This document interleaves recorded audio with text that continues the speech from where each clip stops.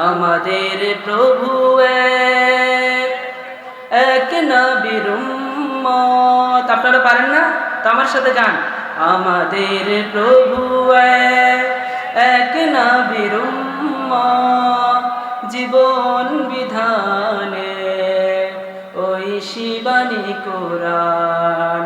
তবে কেন এক নও হে মুসলমান, এক হও করিয়াও ভান। ঠিক কিনা? আমাদেরকে এক হতে হবে। আজকে আমরা এক হতে পারছি না বিধায় ইহুদি খ্রিস্টানরা আমাদের উপর নির্যাতন চালাচ্ছে। আজকে আমরা এক হতে পারছি না বোধহয় অল্প সংখ্যক কিছু ইহুদি আমাদের উপর প্রবল হচ্ছে।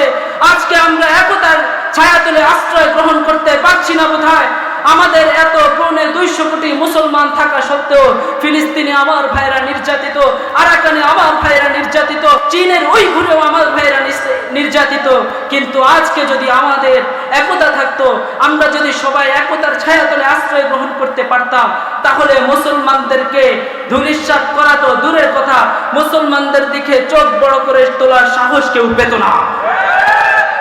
এজন্য আমাদেরকে এক হতে হবে।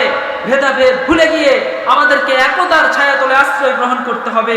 তাহলে আল্লাহ রাব্বুল আলামিন আমাদেরকে কবুল করবেন, দুনিয়াতে আমাদের বিজয় দান করবেন। আল্লাহ রাব্বুল আলামিন যেন আমাদেরকে এক এবং নেক হয়ে কাজ করার তৌফিক দান করেন। সকলে বলে আমিন। এই আল্লাহ রাব্বুল আলামিন বলেছেন লা ইলাহা ইল্লাহু, আল্লাহ ছাড়া কোনো ইলাহ না। কিন্তু আফসোস এবং দুঃখজনক হলেও সত্য, এক শ্রেণীর নাস্তিক কুলাঙ্গার তারা বলে যে আল্লাহ বলতে কিচ্ছু নাই। নাউজুবিল্লাহ বলবেন না? তো আল্লাহ বলতে কিচ্ছু নাই। তাদের যুক্তি হচ্ছে there is no God, unseen is nothing.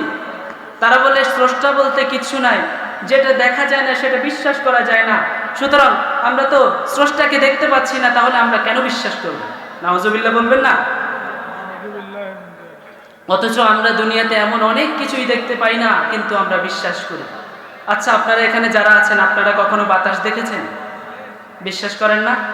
আপনার যে মাথা ব্যথা হয়, আপনি মাথা ব্যথা কখনো দেখেছেন? বিশ্বাস করেন না? মাধ্যাকর্ষণ শক্তি আপনি কখনো দেখেছেন? বিশ্বাস করেন না? কিন্তু এত কিছু আপনারা না দেখে, আমরা না দেখে বিশ্বাস করি। কিন্তু তারপরেও তারা বলে স্রষ্টাকে যেহেতু দেখা যায় না, সেহেতু বিশ্বাস করা যাবে না। তো স্রষ্টার এতগুলো নেয়ামত তুমি দেখো না, কিন্তু তারা বলে না, বিশ্বাস করা যাবে।